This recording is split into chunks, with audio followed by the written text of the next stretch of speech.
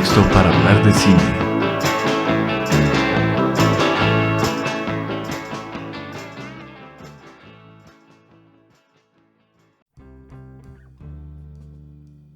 Bienvenidos a un pretexto para hablar de cine.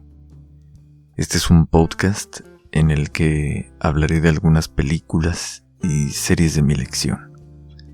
Antes de comenzar, quiero dejar en claro que yo no soy ningún experto en cine ni de algún otro tema.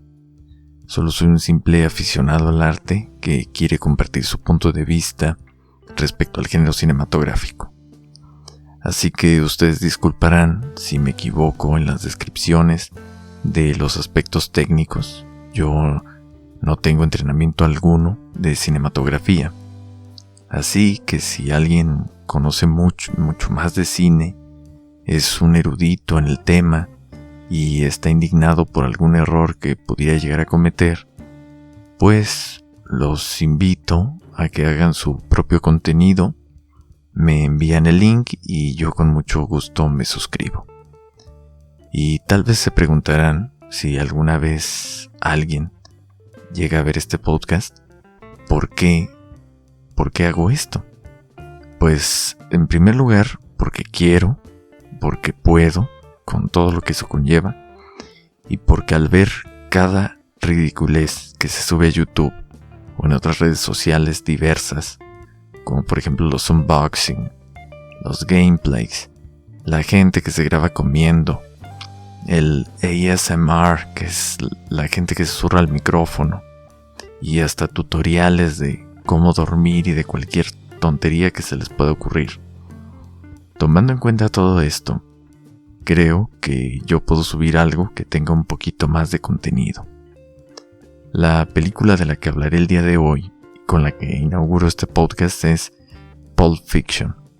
La razón por la que elegí esta película es simplemente porque es una gran película. Pulp Fiction es una película del año 1994, dirigida por Quentin Tarantino. Se estrenó en mayo de ese mismo año. Entre sus coproductores ejecutivos se encuentra Harvey Weinstein, quien colabora como productor en varias películas de Tarantino. Tal vez recuerden que este es el hombre que aún protagoniza los escándalos de acoso, abuso y agresión sexual de Hollywood, de los que nace el movimiento Me Too. Como uno de los productores ejecutivos está Danny DeVito, que quizá lo ubiquen como el papá de Matilda, una película que rara vez pasan en la televisión y que casi nadie ha visto. Y no sé si estoy pronunciando bien el nombre, Andrzej Sekula, que es un cinematógrafo y director polaco, quien participa como director de fotografía, quien también funge como director de fotografía en Perros de Reserva, también de Tarantino, y en la película American Psycho. El guión de esta película fue realizado por Quentin Tarantino y por Roger Avary, un director y guionista quien ya había colaborado previamente con Tarantino como guionista en 1992 en la película Perros de Reserva, que fue precisamente con esta película con la que Tarantino hace su debut como director y que tuvo un gran éxito comercial y también por parte de la crítica. Avary también funge como director y guionista en otras películas. De las más sonadas en su haber están Silent Hill y Beowulf, películas que pues honestamente no son muy buenas, no son la gran cosa. Pero lo más curioso de esto es que ya adentrándonos un poco en una pequeña síntesis de la biografía de Quentin Tarantino, es que ellos dos se conocían desde tiempo atrás, digamos que desde que todo comienza. Pero obviamente la historia nos ha demostrado que el éxito le sonríe más a Tarantino que a Roger Avary. Y ya que tocamos el tema de la vida y de los inicios de Tarantino, y que todo esto en realidad pues va a girar alrededor de Pulp Fiction, quisiera mencionar un resumen de su biografía, basándome en una entrevista que le hace Charlie Ross a Tarantino, precisamente con el fin de promocionar esta película, y también agrego algunos datos extra que no se mencionan ahí. Tarantino nace en 1963 en Knoxville, Tennessee, Estados Unidos, hijo de un músico y una enfermera. En esa entrevista, Tarantino dice que desde niño le fascinaba el cine. Su mamá lo llevaba a ver toda clase de películas. Comenta que siempre ha tenido, como él lo llama, una visión en túnel, en la que solo puede concentrarse en cosas que le atraen. Y añadiendo a esto, durante la entrevista se puede notar una mirada perturbadora por parte de Tarantino y fija, algo escalofriante cuando uno lo ve. Y junto con esto, su manera de hablar podría decirse casi que tiene una gran compatibilidad con un síndrome de Asperger, pero bueno, esa solo es una conjetura mía. Le interesaba la historia y la literatura, principalmente porque lo que más le llamaba la atención eran las historias, y curiosamente es por lo que sus películas se caracterizan, por las historias tan interesantes que relatan ellas. Uno de sus primeros trabajos fue como acomodador en un cine porno. Incluso dijo que pensaba que ser acomodador de cine era el mejor trabajo que alguien podía tener, porque podían quedarse a ver todas las películas varias veces sin pagar. El único inconveniente para él en este trabajo era que ahí solo se proyectaba pornografía. Él originalmente quería ser un actor. De hecho, a los 16 años quería dejar la escuela para perseguir ese sueño. Por ese tiempo entró a una escuela de teatro en la que estudió actuación durante aproximadamente unos 6 años, y menciona que estos estudios le ayudaron posteriormente utilizando ciertas técnicas de actuación para elaborar sus guiones, de tal manera que considera indispensable transmitir o dejar plasmado su estado emocional que pasa durante el periodo en que escribe determinada obra y aprovecharlo, al igual que sus experiencias de vida, con el propósito de dejarlas plasmadas en el guión. A los 22 años trabajó en un negocio de renta y venta de videos. Ahí fue donde pasó mucho tiempo viendo toda clase de películas, que fue lo que principalmente forjó su entrenamiento como cineasta. Y su compañero de trabajo fue precisamente Roger Avary, a quien también ese trabajo fue el que, de cierta manera, le da las herramientas para prepararse en dirección y elaboración de guiones de películas. Tarantino, durante su juventud, entrevistó a varios directores de cine, pretendiendo que estaba escribiendo un libro con el propósito de conocer un poco más de la industria y de las experiencias de ellos, tomándolas a manera de guía para trazar su carrera en la cinematografía. A los 22 o 23 años se propone hacer su primera película. Los directores que había entrevistado le dijeron que ellos habían hecho su primera película a los 30 años, y en base a esto, su meta que se traza es hacer su primera película antes de los 26 años. Estuvo trabajando cerca de 3 años en esta primera película, todo esto mientras aún trabajaba en la tienda de renta y venta de videos. Dice que grababa los fines de semana y una parte del dinero que ganaba lo utilizó para la producción de la película, rentando cámaras, pagando la edición, que le resultó sumamente costoso.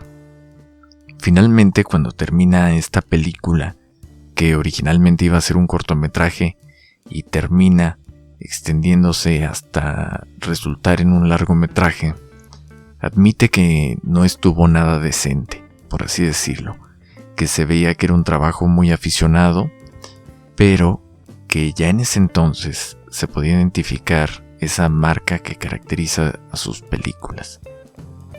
Algo que comparto y admiro de Tarantino es que él se centra más en contar una historia que sea interesante. Dice que muchas de las películas ya no cuentan historias, sino que se desenvuelven en base a una situación, que la mayoría de estas películas uno ya sabe cómo van a terminar y desenvolverse después de solamente 10 o 20 minutos de empezar a verla. Y esto es cierto. ¿Cuántas veces no hemos visto una película y ya sabemos cómo va a terminar, qué clase de decisiones van a tomar los personajes, y la verdad se vuelve bastante aburrido? Las historias, como él dice, deben de desenvolverse, ir cambiando, presentar la historia no en un modo lineal, sino que pueda saltar o cambiar, que vaya de atrás hacia adelante, de adelante hacia atrás, como la libertad que se puede ver al presentar una novela escrita. Yo creo que Tarantino es consciente de la gran habilidad o el don que posee de crear historias que son interesantes y, digamos, fuera de los cánones. Creo que es de los pocos que le puedo permitir alardear de sus cualidades. Él toma técnicas literarias o características propias de la literatura, principalmente novelescas, y las traduce en una expresión cinematográfica donde juega con la línea del tiempo. Incluso muchos de sus filmes se dividen de manera indicativa por capítulos, tal como se vería en una novela escrita. Considero muy importante también el mencionar quiénes son sus influencias. Él admira el trabajo de Brian De Palma, Scorsese, Coppola, entre otros.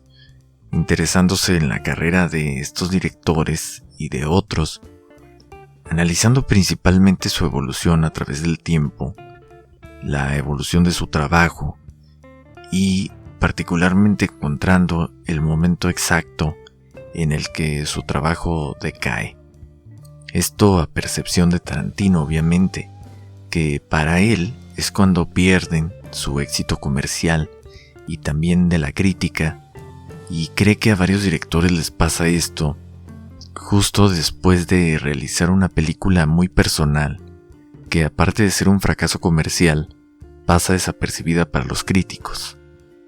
Existen varias pistas en esta entrevista sobre proyectos y decisiones que después se verían, como el deseo de realizar un spaghetti western y actualmente su posible retiro como director, ya que él dice que únicamente quiere dirigir 10 filmes en toda su carrera. Hoy en día está trabajando en su 9ª película, Once Upon a Time in Hollywood, la cual, como todos sus filmes, genera grandes expectativas, y en esta ocasión particularmente por el gran elenco que tiene. Va a contar con Brad Pitt y Leonardo DiCaprio, que es la primera vez que trabajan juntos, cumpliendo el sueño de todas las señoras que ahorita ya casi tienen 40 años y que sus novios de la juventud eran Jack Dawson de Titanic y Joe Black. También participa Bruce Dern, quien ya había colaborado en otras películas de Tarantino, el incomparable Al Pacino, y la última película en la que trabaja la leyenda del cine y la televisión, Burt Reynolds, quien murió el 6 de septiembre del año pasado, aunque ya tenía 82 años. Si tienen oportunidad, vean una entrevista que le hace Conan O'Brien, en la que habla de varias cosas muy interesantes, como por ejemplo que a él y a Clint Eastwood los despiden de Universal Pictures, a él, a Burt Reynolds por no saber actuar, y a Clint Eastwood por hablar muy lento y no seguir indicaciones.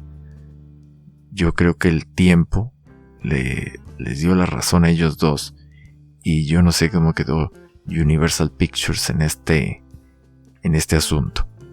También cuenta una gran anécdota de Marilyn Monroe, que ya no se las cuento para no seguir desviándome del tema.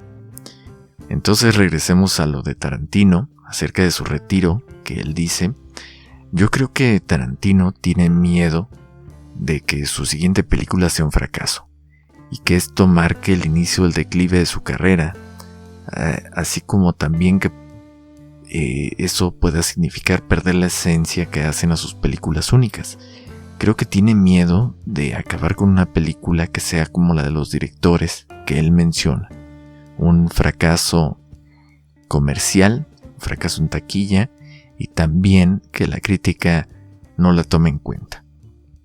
Charlie Ross le pregunta nuevamente por quiénes han sido sus más grandes influencias, respondiendo que Howard Hawks, director y guionista, es la persona que más le ha influenciado, considerándolo como el mejor contador de relatos en la historia del cine y probablemente el mejor cineasta en cuanto a lo referente al entretenimiento.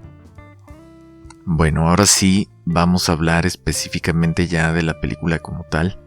El título que le dieron a la película en Latinoamérica fue Tiempos Violentos. No me pregunten por qué le dieron ese nombre, pero ya es muy bien conocido esta situación que sucede muy a menudo en este ámbito, en el que cambian el nombre por algo que no tiene ni remotamente que ver con el título original y ni siquiera con el contenido de la película.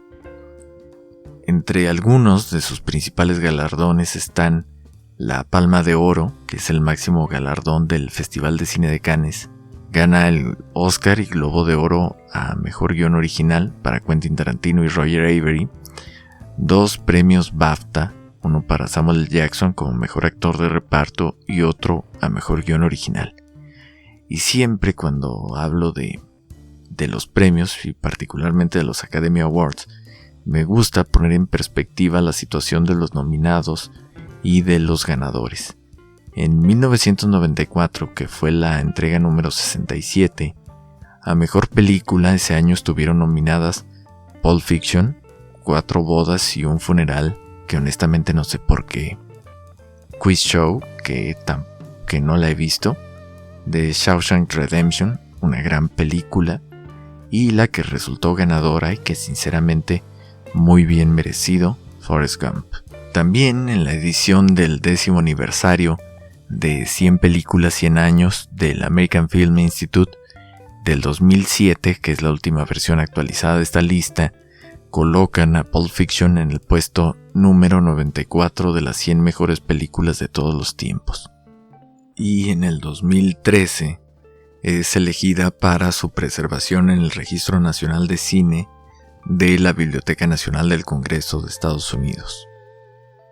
Tarantino dice que esta película tiene influencias de una combinación de cine europeo y del Blaxploitation, o como él dice, no solo del Blaxploitation, sino también del American Exploitation.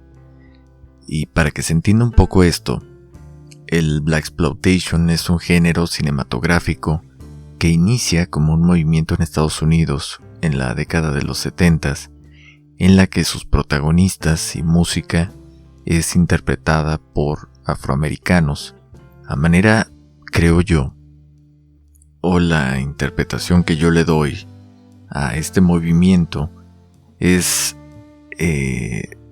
brindar un sentido de apropiación del cine, utilizando una perspectiva real y que hiciera justicia a su cultura, básicamente con el propósito de dejar a un lado la visión de los cineastas blancos, por así llamarlos, que sí incluían personas afroamericanas, pero que siempre son retratadas desde su punto de vista, resultando a veces en estereotipos e incluso en claras muestras de racismo.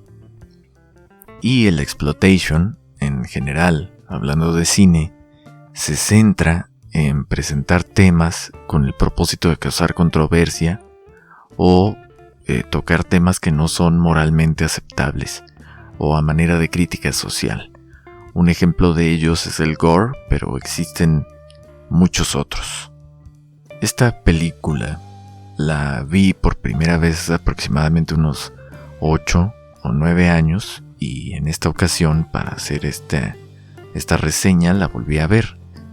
Algo muy interesante que sucede es que mientras pasa el tiempo, creo que adquirimos un grado mayor de madurez que nos permite analizar ya sea una película, serie o un libro desde otra perspectiva más completa. tal vez incluso con otra mentalidad, pudiéndola apreciar a otro nivel. Y creo que eso fue lo que me pasó en este caso. Debo hacer la advertencia que a partir de este punto voy a spoilerear toda la película. Así que si alguien no la ha visto y no quieren que se las cuenten, pues váyanla a ver y regresan a escuchar el resto. También quiero mencionar que hablaré a manera de análisis sobre varias de las escenas, donde mencionaré un poco sobre determinados aspectos técnicos de los que yo no conozco a profundidad, ya que esto también es un proceso de aprendizaje para mí, así que espero no equivocarme con alguna de mis declaraciones. Esto lo hago porque en toda película, y en particular de la que se va a hablar, para de verdad apreciar la complejidad de lo que se realizó, tenemos que, digamos, diseccionar a detalle, analizando el por qué se decidió hacer de esta manera cierta escena o cuál es el propósito de hacerlo así. Y de esta manera, podernos ser conscientes de estos detalles, identificando qué hay detrás de cierta escena que nos genera determinada sensación como espectadores. Habiendo dicho esto, empecemos a hablar concretamente de la película. La película empieza mostrando un texto en un fondo negro que dice la definición de pulp, también pudiéndose escuchar de fondo el ruido que normalmente genera una motocicleta. El primer significado es una masa de materia suave, húmeda y sin forma. El segundo es revista o libro que contiene un tema espeluznante o pintoresco, característicamente impreso en un papel tosco y sin terminar. Ahí como referencia ponen del American Heritage Dictionary New College Edition. Esta es la traducción casi literal, pero en los subtítulos de la película se toman la libertad de decir Folletín 1, novela que se acostumbra a publicar en partes de un periódico con sucesos y coincidencias muy dramáticos, sorprendentes e inverosímiles. Que aunque en esta traducción le dan una intención totalmente diferente al texto original que se presenta, hacen una referencia al origen del nombre, ya que su nombre está inspirado en un formato de narraciones de ciencia ficción que se llamaban pulp, a manera de historieta barata que circulaban cerca de los años 40 y 50, que como yo lo veo, es probablemente comparable o equivalente a los Penny Dreadful del siglo XIX que se encontraban en Inglaterra, y que me imagino aquí en México se podrían llegar a comparar con la excelsa y sublime corriente literaria de los famosos cuentos vaqueros vistos en los años 70. Después comienza la escena en una cafetería con Tim Roth, quien ya había trabajado en otras películas de Tarantino como Perros de Reserva, The Hateful Eight, ahora interpretando a Pumpkin o Ringo, respondiendo a estos dos nombres, y Amanda Plummer, quien hace el papel de Yolanda, cuyo apodo o la manera en la que Ringo se le dice a ella o su apodo es Honey Bunny, a quien yo había visto, me refiero a Amanda Plummer, haciendo un gran papel en la película de Fisher King de 1991, que es ya un clásico, dirigida por Terry Gilliam, uno de los Monty Python, mejor conocido en este grupo por hacer las animaciones que alternaban en los sketches. En la serie Monty Python Flying Circus, y con las maravillosas actuaciones de Jeff Bridges y Robin Williams. Si no la han visto, dense la oportunidad de verla porque es una gran película. Pero bueno, regresando a esta escena, los dos se encuentran en una conversación muy casual sobre su futuro en los asaltos y si deberían o no asaltar la cafetería donde están comiendo. Aquí se muestra un breve ejemplo de lo que Tarantino hace regularmente en sus películas y que en lo particular me agrada bastante, que es insertar una historia interesante que llama mucho la atención dentro de la misma historia que está contando. Casi, pero lejos de estar comparable como la obra dentro de una obra, como vemos en Hamlet de William Shakespeare. Aquí la historia que introduce es una pequeña historia en la que el personaje de Ringo habla de cómo se puede robar un banco federal solo con un teléfono celular. Y luego la actitud de estos dos personajes cambia radicalmente, pasando de calmados y amorosos entre sí a sacar un arma y empezar a amenazar a los que están presentes ahí. Y estos cambios, la manera en cómo los presenta, son precisamente los toques humorísticos admirables que emplea Tarantino, insertando comedia en situaciones críticas y estresantes donde normalmente no deberían de existir, y que emplea en numerosas ocasiones durante el resto de la película. De esto también ha hablado Tarantino, diciendo que se puede hacer comedia en cualquier situación, cosa que estoy en lo personal totalmente de acuerdo con él. Aunque encontrar la comedia en toda situación también puede ser algo contraproducente en el ámbito social.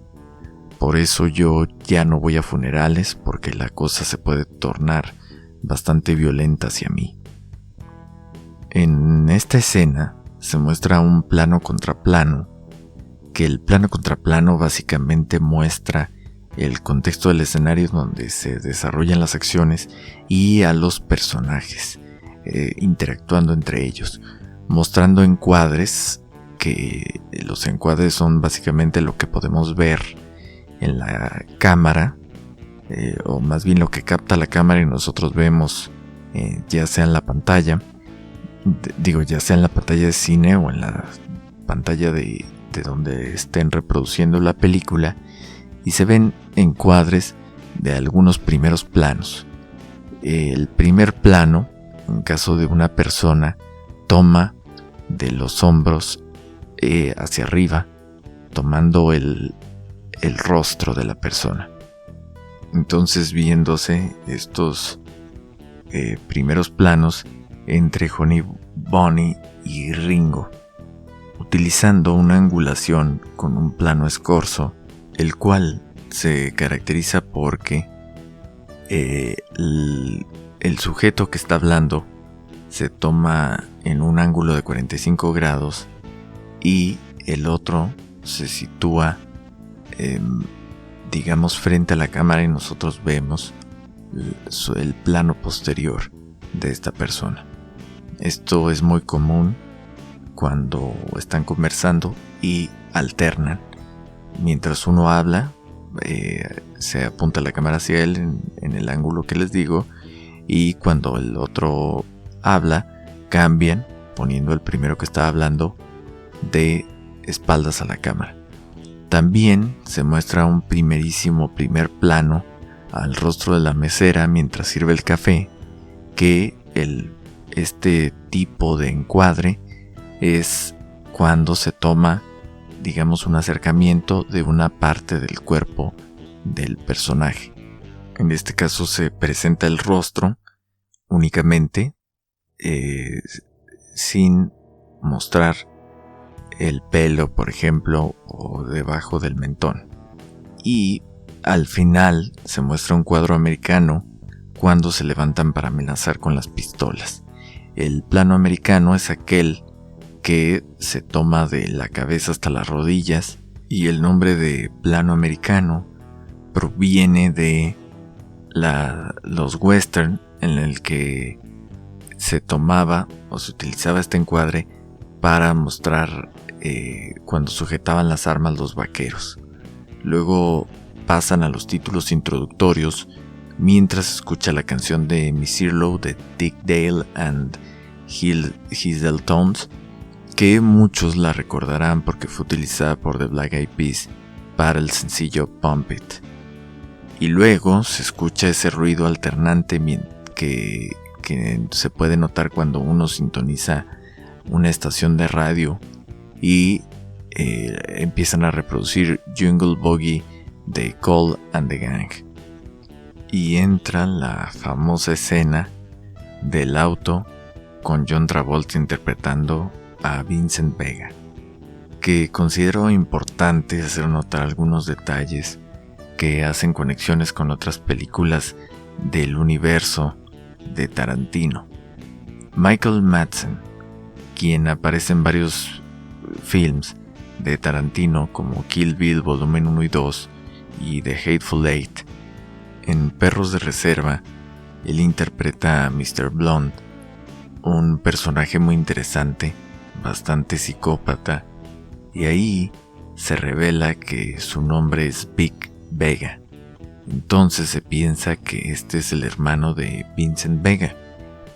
Y dando crédito a estas conexiones, en 2016, Tarantino confirma en una entrevista en un programa australiano llamado The Project, donde se encontraba con el elenco de The Hateful Eight, que sus películas sí están conectadas, pero que existen dos universos diferentes. Uno es un universo cinematográfico especial, donde están las películas como Del Crepúsculo al Amanecer y Kill Bill, y en el otro, los personajes de Pulp Fiction y Perros de Reserva, cuando van al cine, van a ver las películas del universo 1. Aquí, debo hacer una importante aclaración. La película Del Crepúsculo al Amanecer, Tarantino funge como guionista y actúa, más no como director. Quien la dirige es Robert Rodríguez, quienes son grandes amigos y colaboran en varios filmes y se quieren mucho, y creo que son novios. Y regresando a la escena, están Vincent Vega, interpretado como ya dije por John Travolta, y Samuel L. Jackson interpretando al personaje de Jules Winfield. Samuel L. Jackson, en una entrevista para The Tonight Show con Jimmy Fallon, afirma que Quentin Tarantino creó este personaje solo para él, porque no pudo trabajar en Perros de Reserva, aunque hay otras versiones que andan rondando por ahí que dicen que el actor que interpreta en esta película a Paul iba a ser elegido para este papel, y que al escuchar esto Samuel L. Jackson fue a audicionar, quedándose con el personaje. Y volviendo a la entrevista que le hace Charlie Ross a Tarantino, le pregunta que por qué Travolta, por qué elegir a Travolta para el papel. Él responde que siempre ha pensado que Travolta es una de las más grandes estrellas de películas que ha hecho Hollywood, o sea, un movie star. Y escuchando esto, Ross le pregunta, a manera de recalcar, que dijo estrella y no actor. A lo que Tarantino responde, dice, es un buen actor también, pero era una estrella muy grande. Y es cierto, John Travolta alcanzó un estatus de estrella a nivel internacional, particularmente por las películas Saturday Night Fever y Grease de 1977 y 1978 respectivamente. Tanto así fue el impacto cultural de estas dos películas que cuántos de ustedes no tuvieron que pasar por la humillante experiencia del infame baile de festival de escuela, bailando la misma coreografía reciclada que les ponía su maestra al ritmo de las canciones de Grease, o en su defecto, cuando ya no había tanto presupuesto, de canciones de la onda vaselina. Quiero imaginarme que todas las maestras iban a tomar un mismo curso donde les taladraban en la mente que esos eran los únicos temas utilizables en los festivales y que la coreografía era inalterable. Aunque tal vez a algunos les tocó la fortuna de tener una maestra temeraria, joven, con deseos de cambiar el mundo y enfrentarse al sistema opresor, al cambiar los pasos monótonos de balanceo de atrás hacia adelante por un deslizamiento derecha-izquierda. Me quito el sombrero ante estas heroínas sin capa que llenan de orgullo a su nación. Bueno, y volviendo a la escena del auto, Jules y Vincent son dos sicarios que visten de manera formal con un traje y corbata negras y camisa blanca, que trabajan para Marcellus Wallace, interpretado por el actor Ving Rhames, a quien seguramente lo ubican en la saga de Misión Imposible. Quienes estos dos personajes tienen una conversación muy casual, como la que tendría cualquiera que va en un auto con su compañero rumbo al trabajo, con la pequeña diferencia de que ellos se dirigen a matar a unos individuos. Aquí es donde se da la famosa conversación de Royal with Cheese, o Royal con queso en español, la cual es parodiada junto con otras escenas como la de la tienda de empeño, y también usando una línea de tiempo similar a la usada en Pulp Fiction en el episodio 149 de la 7ª temporada de Los Simpson, que fue llamado 22 cortometrajes sobre Springfield. Vincent acaba de regresar después de haber estado viviendo 3 años en Ámsterdam y le explica a Samuel L. Jackson sobre las pequeñas diferencias que se encuentran entre Estados Unidos y Ámsterdam. Le dice: ¿sabes cómo le llaman a un cuarto de libra con queso en París? Para quien no sepa qué es un cuarto de libra con queso, pues vayan a McDonald's. Samuel L. Jackson le responde: no lo llaman cuarto de libra con queso. No, ellos usan el sistema métrico, no saben de libras. Entonces, ¿cómo lo llaman? Dice: Royal con queso. Royal con queso. ¿Y cómo llaman la Big Mac? Dice: Big Mac es Big Mac, pero la llaman Le Big Mac. Y Jules le termina preguntando cómo llaman a la Whopper y dice: no sé, no fui a Burger King. Muy cómico. Samuel L. Jackson, en la misma entrevista con Jimmy Fallon, dice que desde entonces, siempre que se topa con alguien que ha visto la película, le preguntan si sabe cómo le dice un cuarto de libra con queso en París. Él no dijo que ya lo tuvieran harto, pero que siempre le recitan frases de este personaje. Y regresando a la conversación que tienen, esto es muy característico de Tarantino. A pesar de que el diálogo es muy indicativo de la manera en la que él se expresa naturalmente y en la que otros personajes de distintas películas de él también se expresan, inserta conversaciones o discusiones apasionadas sobre temas honestamente irrelevantes o que incluso llegan a rayar en la ridiculez, pero que todos hemos hecho en algún momento de nuestras vidas. ¿Quién no se ha puesto a discutir tonterías sin sentido, sabiendo que es prácticamente un chiste el siquiera entablar tal discusión? Pero aún así seguimos debatiendo de manera apasionada. La conversación es presentada en un plano lateral, intercalando con primeros planos de Vincent y Jules, para luego pasar a un POV, o un Point of View, en el que la cámara es posicionada de tal manera que nos da la perspectiva de estar dentro de la cajuela cuando Vincent y Jules la abren para tomar las pistolas. Este recurso cinematográfico es utilizado en múltiples ocasiones en sus películas. Una magnífica serie donde se puede apreciar estos recursos de manera muy similar, brindando a manera de homenaje a Pulp Fiction, es Breaking Bad. Por ejemplo, algunas escenas en la cafetería son similares a la escena de la cafetería. Cuando abren el cofre de un auto también se ve este POV, y algunas otras de las que hablaré posteriormente. Si no han visto Breaking Bad, es imperativo que la vean porque es una excelente serie. Aquí se agrega un precedente que es muy relevante para la historia, que ayuda a que posteriormente aumente la tensión y lleva al espectador a tener cierta expectativa que en el caso de Tarantino siempre le da la vuelta y nos muestra algo totalmente inesperado, manteniendo a la audiencia, como dicen, al borde del asiento. Salen del auto y van conversando mientras caminan, viendo un encuadre de plano medio, el cual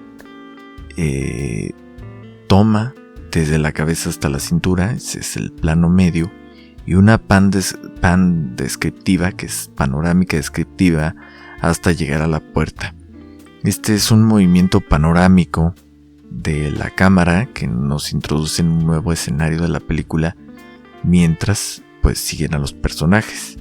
Cuando entran al lobby del edificio donde se encuentra el departamento de los sujetos a los que van a escarmentar, se muestra un plano conjunto y una angulación con un plano picado que, para futuras referencias, el plano picado es cuando la cámara graba a una altura con una angulación hacia abajo, o sea, la cámara está arriba y toma a los sujetos hacia abajo, está orientado este ángulo hacia el suelo. Después entran al elevador usando un plano medio corto de Jules y Vincent, y posteriormente caminan por el pasillo hasta llegar a la puerta usando un traveling de acompañamiento, que es en el que la cámara se pone de frente a ellos y los va siguiendo mientras caminan, para finalizar con un encuadre de plano conjunto de ellos charlando en el pasillo, que el plano conjunto es, digamos, un encuadre donde se ven ellos de lejos, o sea, básicamente se ven de lejos y muestra parte del ambiente que los rodea. ¿Por qué cuento todo esto? Bueno, porque la manera de analizar estos planos y estas secuencias es lo que lleva a que la película tenga este efecto en nosotros. Y si no lo analizamos, si no vemos cada parte y qué es lo que hacen en estas escenas, pues no llegaríamos a apreciarlo de una manera más elevada. Durante toda la escena, Jules le cuenta a Vincent la historia acerca de un sujeto que le dio un masaje en los pies a la esposa de Marcellus Wallace, y después que él se entera de esto, envía a 2 sujetos a su casa, quienes lo tiran por el balcón, cayendo 4 pisos, terminando con un defecto del habla. Este es el precedente que digo que va a ser importante posteriormente para la historia, y tienen una discusión acerca de si esta acción fue exagerada o si fue justificada por la implicación erótica que tiene un masaje de pies. Llegan a la puerta, Jules pregunta la hora, dice que aún no es tiempo y se alejan para seguir charlando. Aquí lo que cabe resaltar es el compromiso y profesionalismo que le da Jules a su trabajo, bastante diferente de la personalidad de Vincent, como se verá posteriormente. Luego, después de que conversan un momento en el pasillo, Jules dice: hora de meternos a personaje. Se acercan a la puerta, mostrando un plano dorsal, que es aquel que, como su nombre lo dice, pues nos muestra a los personajes de espaldas. Pero también se llama plano semisubjetivo, y al mostrarnos a los personajes de espaldas, tiene un significado, un simbolismo en el que nosotros somos confirmados como espectadores. Después, con un encuadre en primer plano mientras esperan, Vincent le dice a Jules que Marcellus le pide llevar a pasear y cuidar a su esposa mientras él sale de viaje. Luego muestran un plano detalle de la cerradura al momento de abrirla. Este plano detalle es básicamente un close-up a un objeto, para dar énfasis en estos movimientos o aumentar la tensión, etc. Le abre Marvin, quien cuando entran Jules y Vincent se queda en una esquina próximo a la puerta y encuentran a dos personas, uno acostado en el sillón y Brett sentado detrás de una pequeña mesa sobre la que están una bolsa y un vaso grande desechable. Jules empieza a hablar mostrando una falsa amabilidad que resulta bastante amenazante. Le pide probar la hamburguesa que estaba a punto de comerse y pregunta que en dónde la compró. Brett le dice que es una hamburguesa de Big Kahuna. Este aspecto lo menciono y es relevante porque esta misma marca ficticia de hamburguesas aparece también en la película del crepúsculo al amanecer. Mientras esto sucede, tenemos a Vincent en el fondo, donde está la cocina y fuera de foco encendiendo un cigarrillo, mostrando un encuadre medio corto a Brett sentado con una expresión que muestra cierto grado de desdén a Jules y ocasionalmente volteando hacia atrás para ver a Vincent, alternando esto con tomas con una angulación de plano contrapicado, mostrando a Brett de espaldas, dándole a Jules una actitud más amenazante. El plano contrapicado es cuando la cámara se sitúa, como su nombre lo dice, es contrario al plano picado. Entonces la cámara se sitúa enfrente y a una altura inferior a lo que se está tomando, ya sea una persona o un objeto. En este caso, el efecto es que le da un tono amenazante a Jules. Jules le pregunta al sillón que dónde está el maletín, y Marvin le responde que está en la alacena. Y luego Jules voltea hablándole con tono recio: no recuerdo haberte hecho ninguna maldita pregunta. Esto es característico de los personajes que interpreta Samuel L. Jackson la mayoría de las veces, que muestran una personalidad explosiva, personajes con valores y un sentido de compromiso bastante arraigados, retratándolos de una manera extraordinaria. Solo él puede hacer este tipo de personajes de una manera tan efectiva y con una interpretación impecable. El sujeto en el sofá le dice que está en la alacena. Vincent abre la alacena, saca y pone el maletín sobre la barra de la cocina. Se muestra un plano con detalle revelando que la combinación del maletín es 666. Vincent lo abre. Solo vemos la parte posterior del maletín, mientras una luz dorada ilumina su rostro. De aquí les digo que nunca se sabe a ciencia cierta qué tenía el maletín, pero volveremos a tocar el tema más adelante. Brett, algo nervioso, empieza a hablar, intentando razonar con ellos para no salir herido, y mientras está hablando, Jules desenfunda su pistola y dispara al que está acostado en el sofá sin siquiera dejar de mirar a Brett.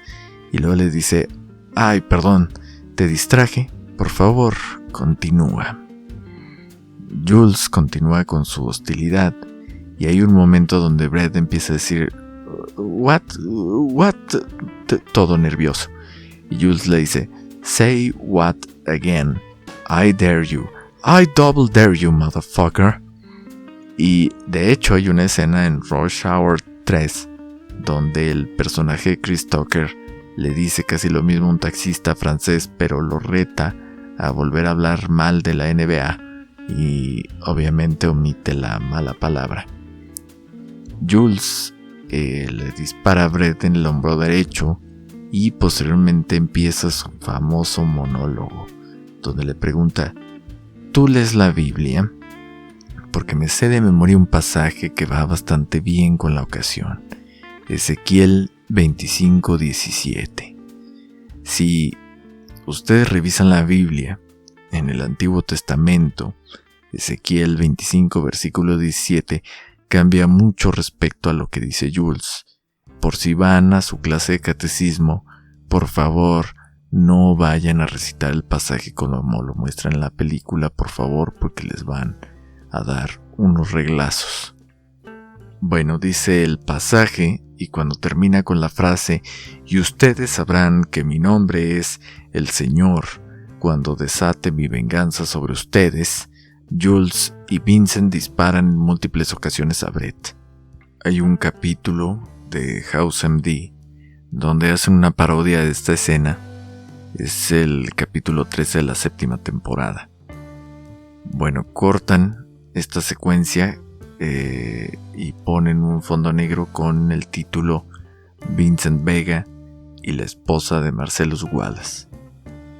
Bueno, aquí en esta nueva escena aparece en un encuadre medio corto en el interior de un bar como locación a Butch College, un boxeador que se encuentra en la recta final de su carrera, interpretado por Bruce Willis.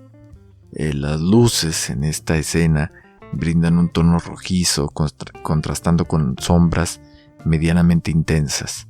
Butch se queda prácticamente inmóvil, inexpresivo, solo dejando ver un sutil movimiento en sus ojos mientras Marcellus le habla sobre arreglar la siguiente pelea dejándose ganar por knockout en el 5º round. Marcellus, aún detrás de cámara, le ofrece un sobre de dinero a Butch y después que éste lo acepta, cambia la toma a un encuadre en primer plano de la parte posterior de la cabeza de Marcellus, con Butch desenfocado frente a él, y se puede apreciar una bendita o curita colocada transversalmente en la nuca de Marcellus.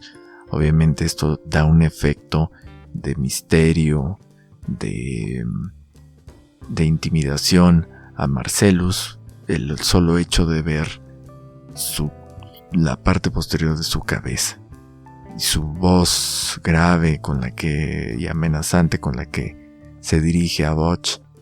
Esto es todo para crear este temor o esta sensación de incertidumbre al espectador. Luego entran al bar Vincent y Jules, vestidos bastante informales, como los vimos en la escena pasada, usando unas playeras blancas estampadas y bermudas. Se aproximan a la barra y piden a Paul, que es el que dije hace un momento que estaba el rumor de que él fue el que se iba a quedar originalmente con el papel de Jules. Le piden a Paul hablar con Marcellus, pero este les dice que deben esperar a que termine de hablar con Butch. Jules se retira y queda Vincent solo en la barra, para luego entrar el personaje de Bruce Willis, quien pide una caja de cigarrillos Red Apple sin filtro. Bueno, ¿por qué menciono esto? Porque la marca Red Apple es otro de los puntos que hacen conexión con otras de las historias de Tarantino, ya que se les pueden ver en las películas Perros de Reserva, del Crepúsculo al Amanecer, The Hateful Eight, Kill Bill y Planet Terror. Aunque Planet Terror no sé muy bien qué función cumple Tarantino en esta película de Robert Rodríguez. No sé si colabora en el guión o qué. Pero bueno, llega un momento en que Butch y Vincent se cruzan miradas, se retan, pero no tienen altercado alguno. Digamos, no se agarran a golpes. Bueno, ahora haré un breve intermedio musical que en realidad quería hacer esto a manera de broma, pero como mi expresión de sarcasmo es demasiado sutil, podrían pensar que estoy hablando en serio y que de verdad tengo afición por estos géneros musicales. Verán, cuando uno desea subir un video y no tiene grandes recursos de producción, suele utilizar música, imágenes y videos que no infrinjan el copyright de los artistas. Bueno, es lo que todos tenemos que hacer. Es nuestro deber legal como ciudadanos ejemplares. Por lo tanto, existen páginas donde uno puede obtener música gratis que no genere este tipo de conflictos. Y no tienen una idea de la cantidad de música de diferentes géneros que se pueden encontrar ahí. Estoy hablando de solistas y bandas de todas partes del mundo que comparten su música y que nos podemos encontrar letras y expresiones bastante, digamos, peculiares. Así que por ser este el primer video, he seleccionado una canción que, según mis estándares de calidad, entra dentro de un nivel razonable. Pero en videos futuros, por favor, pongan atención al nombre de los grupos y la letra, lo cual creo que les resultará bastante interesante. Esta canción es de un grupo que se hace llamar Eva Luna, que es un grupo procedente de Brooklyn, New York, y en la descripción que ellos mismos ponen en esta página dice: Eva Luna mezcla sus influencias a partir del punk, rock, pop y cualquier cosa que tú puedas pensar para crear un sonido como ningún otro. Es pesado, a veces como para bailar y algunas veces como para sacudir la cabeza. Lo dice what the fuck, pero siempre increíble y con hermosas armonías. Esta es la descripción que ellos hacen de su música. Entonces, estos son Eva Luna con esta canción llamada Past the Barbary. Espero que lo disfruten. En un momento regresamos para seguir hablando de Pulp Fiction.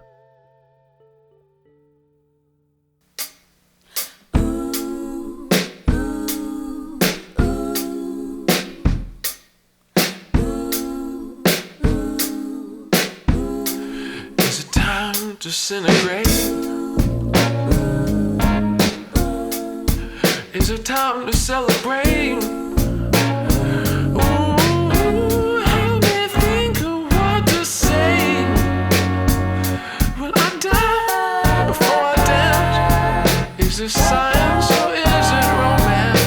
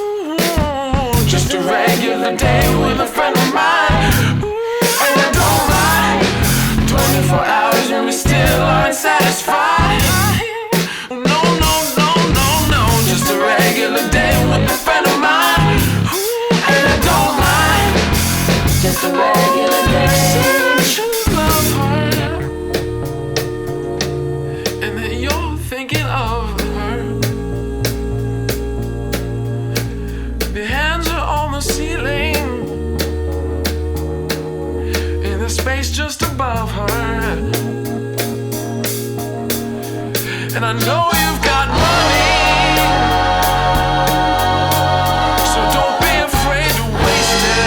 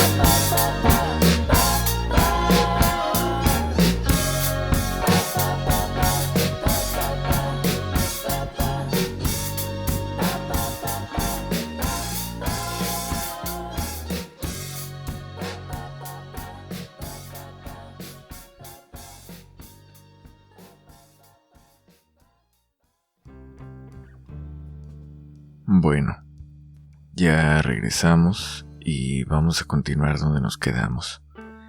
Después que termina la escena del bar, cambia a dos mujeres hablando de piercings.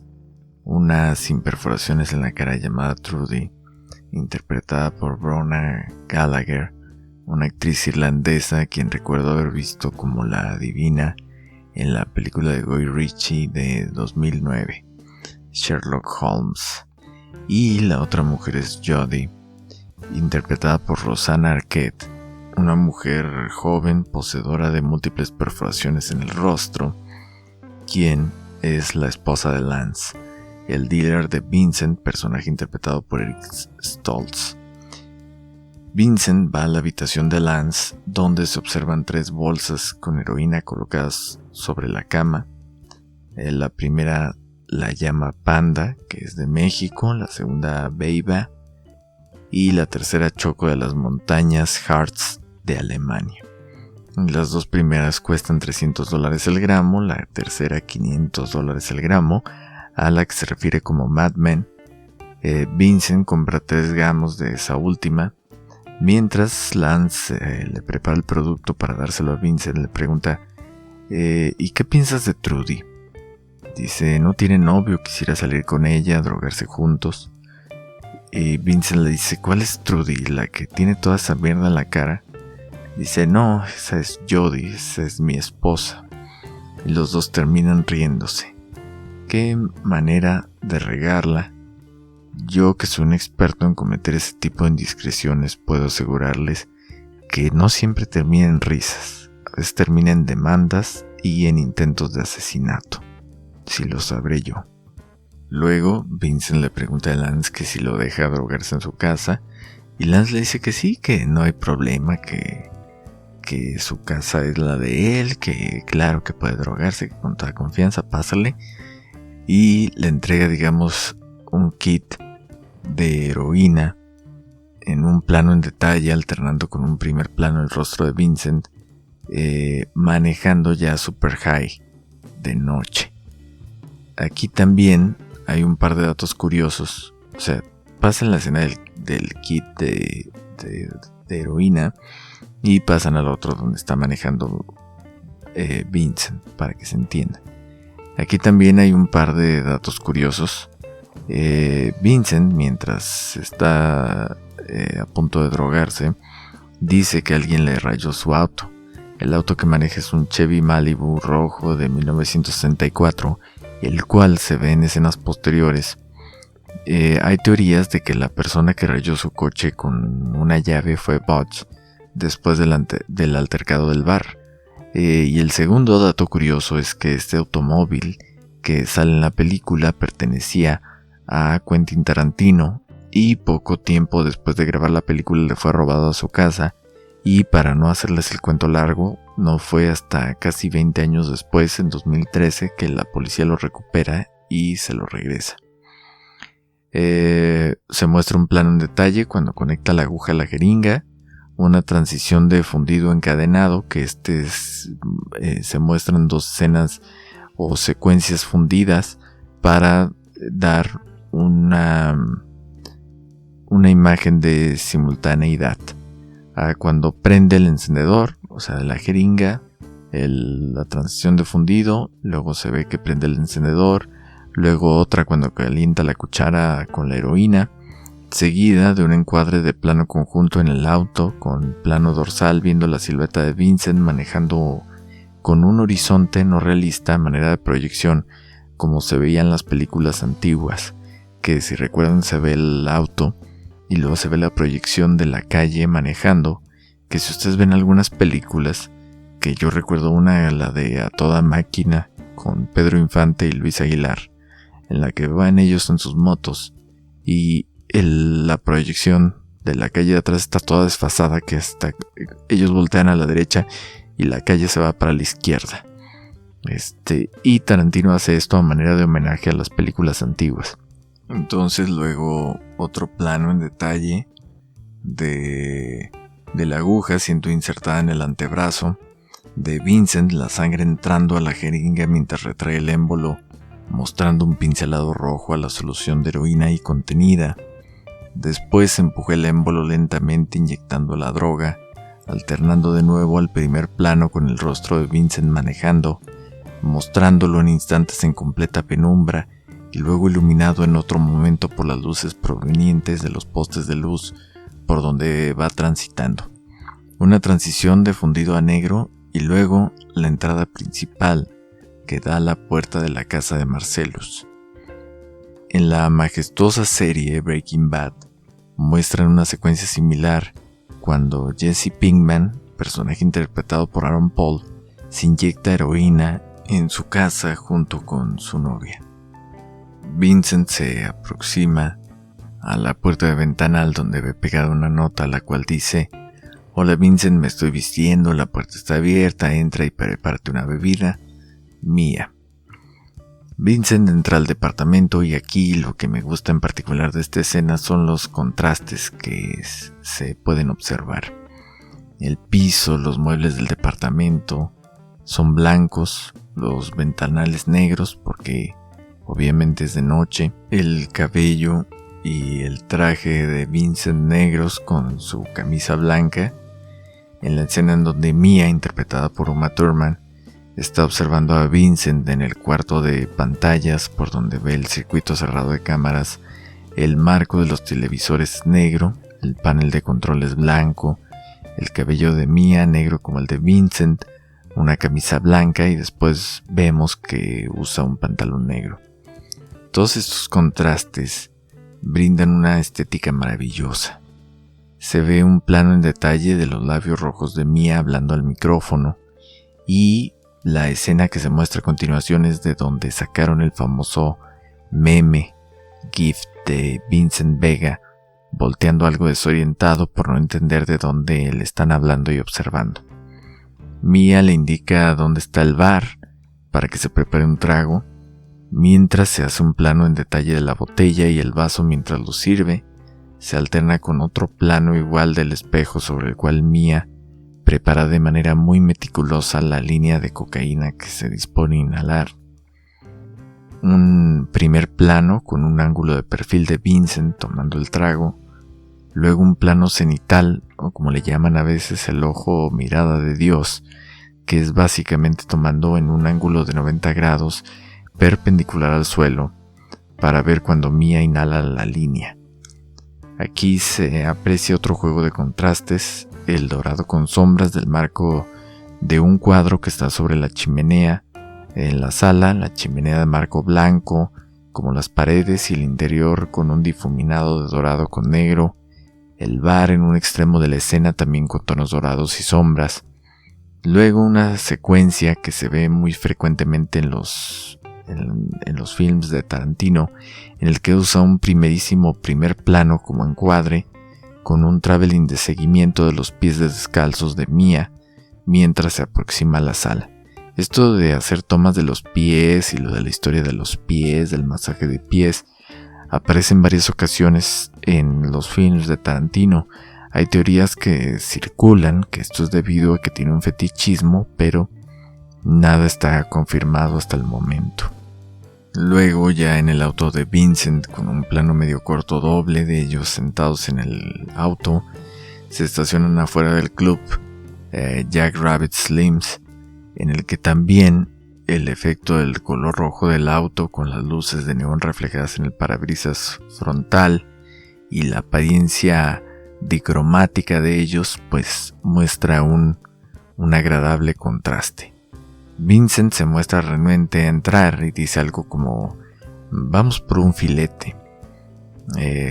Mia le dice que puede conseguir un filete aquí y luego le dice no seas cuadrado, y traza un rectángulo de línea segmentada blanca con sus dedos índices en el espacio frente a ella que se disuelve rápidamente. Recuerdo un episodio de Bob Esponja en el que, fíjense nada más las comparaciones, pero es que es el impacto cultural que tuvo esta película.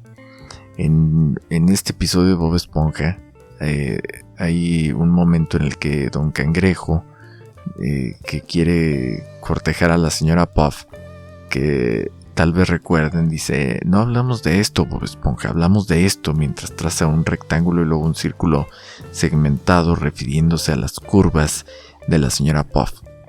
Bueno, y regresando a lo que hablábamos, entran al restaurante donde el gerente, que tiene un parecido a Richard Nixon, lo recibe y revisa su reservación. Luego un sujeto con acondroplasia, vestido como botones o ballet parking, los lleva a su mesa. Aquí utiliza un traveling de seguimiento a Vincent.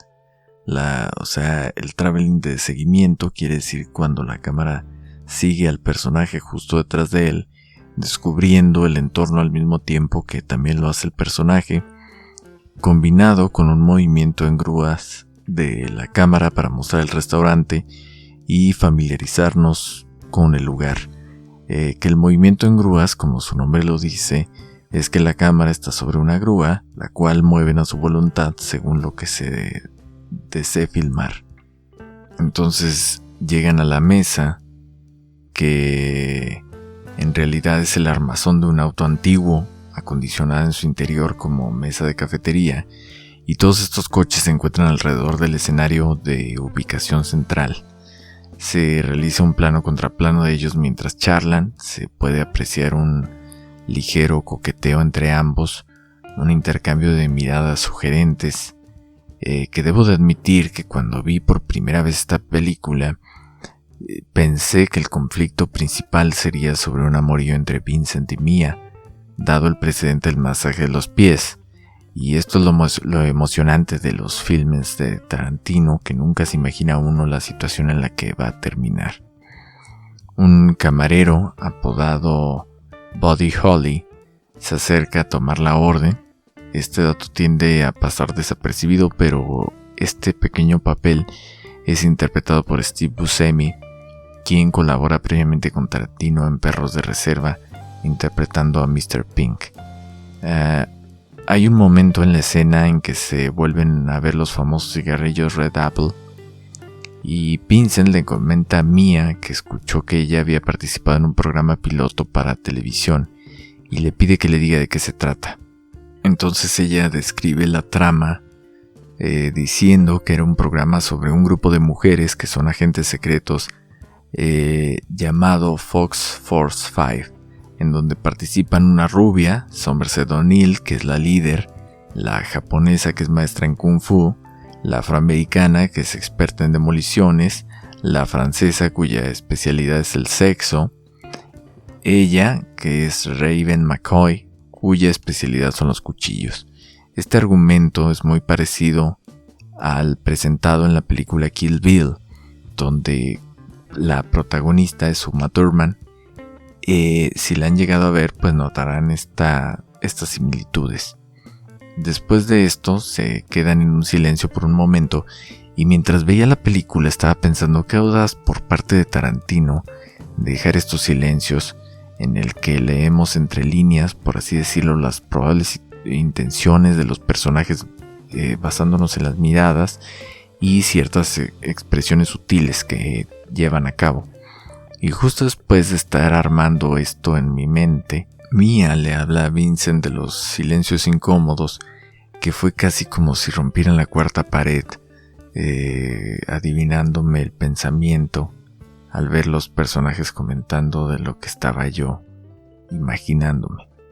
Pero dice algo muy interesante de los silencios incómodos, algo como: ¿por qué tenemos que hablar de idioteces para sentirnos cómodos? Así es como sabemos que encontramos a alguien realmente especial. Puedes callarte un minuto y compartir un silencio incómodo. Luego ella se va al baño a polvearse la nariz, por así decirlo, y cuando regresa, Vincent le pregunta sobre el incidente del masaje de pies. Ella le explica que es una exageración pensar que Marcellus hubiera reaccionado así solo por un masaje de pies, que en realidad nadie más que ellos sabe qué fue lo que pasó. Entonces viene la legendaria y famosa escena del concurso de baile de Twist. Más allá de los fabulosos pasos de baile, algo que a mi parecer muestra un gran contraste y una gran estética, es que esta toma en plano conjunto muestra una gran simetría. Existen unos terminados a lo alto de la pared del fondo que, junto con el círculo estampado al piso de la pista del baile que emula un velocímetro, y si a esto se agrega que los dos personajes se encuentran casi equidistantes, a aproximadamente medio metro del centro del círculo, desde el que se puede trazar una línea imaginaria que divide en dos el encuadre. Esto es lo que me parece maravilloso. Esta estética que pasa a veces desapercibida en esta escena. Unos datos curiosos referentes a esta secuencia es que todo el mundo pensó que ya que tenían a John Travolta interpretando a este personaje, pues decidieron ponerlo a bailar. Pero Tarantino dice que antes de saber que contarían con John Travolta, ya estaba escrito que el personaje tenía que bailar. Se dice que esta escena Tarantino la toma de la película 8,5 de Federico Fellini, en la que los personajes hacen unos pasos de baile parecidos y se observa una transición de fundido a negro para mostrar otra escena de ellos bailando mientras entran a la casa, cosa que también sucede en Pulp Fiction. Algunos homenajes o parodias de esta escena, entre las que recuerdo, en la película Ants, Hormiguitas de 1998, se ve a Zeta y a la princesa Bala haciendo unos pasos de baile similares. También hay un episodio de The Big Bang Theory donde Leonard comienza a bailarle a Penny con la misma canción. La canción se llama You Never Can Tell de Chuck Berry, uno de los pioneros y principales exponentes del rock and roll. Otro dato curioso del cine, ya que estamos tocando el tema de Chuck Berry, es que en la película de Volver al Futuro, cuando Marty McFly está interpretando Johnny B. Goody, interpretada por Chuck Berry, en el baile de Encanto bajo el mar, el músico que se lastima la mano tratando de ayudar a Marty McFly toma el teléfono y dice: Chuck, es Marvin, tu primo, Marvin Berry. ¿Recuerdas ese nuevo sonido que estabas buscando? Pues escucha esto, implicando obviamente que Marty regresa al pasado, inspira a Chuck Berry para crear esta canción. Entonces, volviendo a la película, regresan a la casa de Mia. Ella prende la grabadora reproduciendo la canción Girl You'll Be a Woman Soon de Urge Overkill, con la cual se pone a bailar y a cantar mientras Vincent se retira al baño. Y aunque, como ya había dicho anteriormente, todo parece que la historia terminará con ellos intimando, incluso esa idea recorre la mente de los personajes, comprobado con la escena de Vincent en el baño, viéndose en el espejo, intentando convencerse de solamente terminar su trago, despedirse e irse a casa.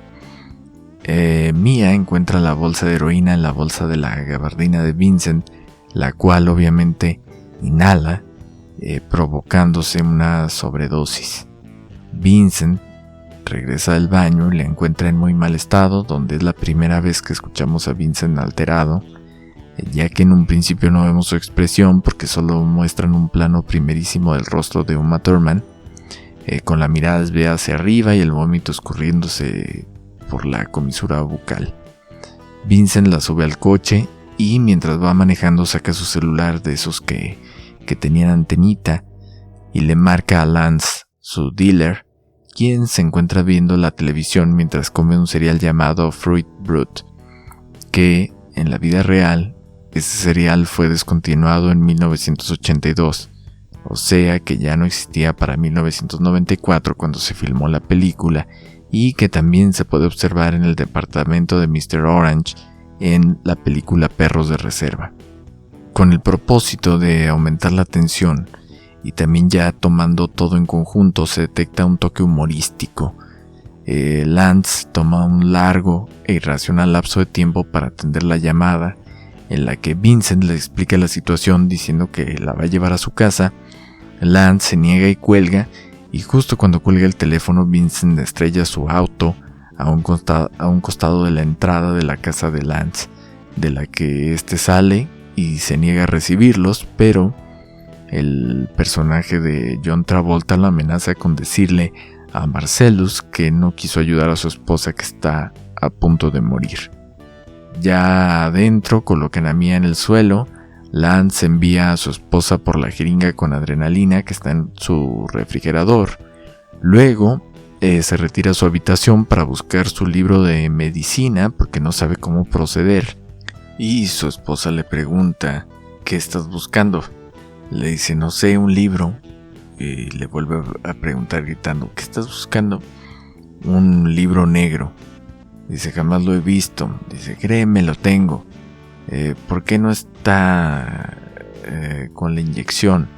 Dice: no sé, deja de molestarme.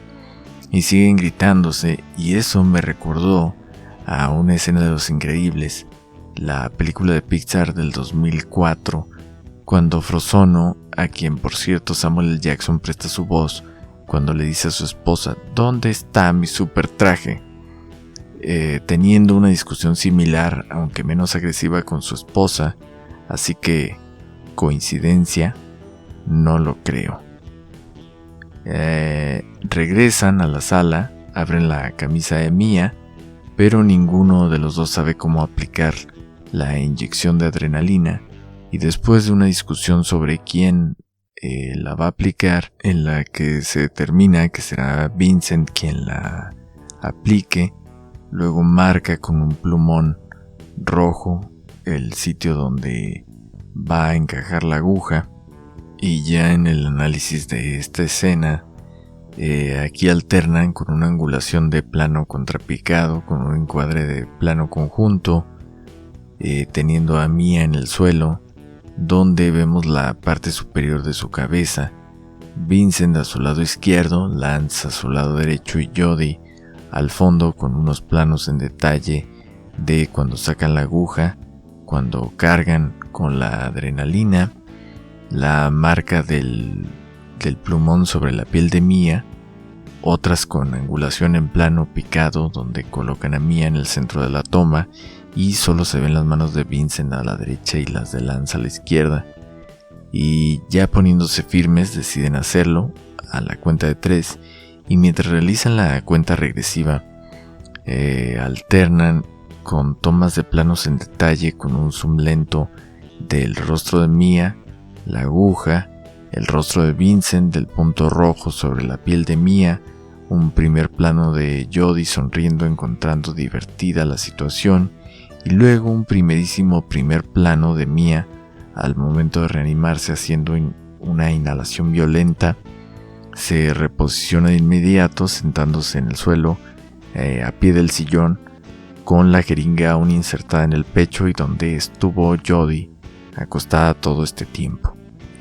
Esta escena, estos planos que se utilizan, pues son obviamente para aumentar la atención al espectador, aumentar el interés y que tenga un aspecto más emocionante y más dinámico. Existen diversas referencias a manera de un homenaje o inspiración a Pulp Fiction que realizan en Breaking Bad, algunas ya mencionadas, esta en particular porque la novia de Jesse Pinkman, Jane Margolis, interpretada por la actriz Kristen Ritter, tiene una gran semejanza física a Mia Wallace y también muere de una sobredosis de heroína en una situación muy similar al cuadro de sobredosis que sufre Mia. Vincent lleva de regreso a Mia a su casa y acuerdan no mencionarle nada de lo ocurrido a Marcellus. Bueno, y dado que esto se extendió mucho más de lo que tenía yo planeado, dividiré esta reseña en 2 partes. Entonces, este es el fin de la primera parte y próximamente estaré subiendo la segunda parte de esta reseña. Espero que les haya gustado. ¿Cuándo voy a subir la segunda parte? No sé. Y no lo digo ni lo decido ahora, porque ¿qué sería de la vida sin un poco de incertidumbre? Nos vemos en la segunda parte.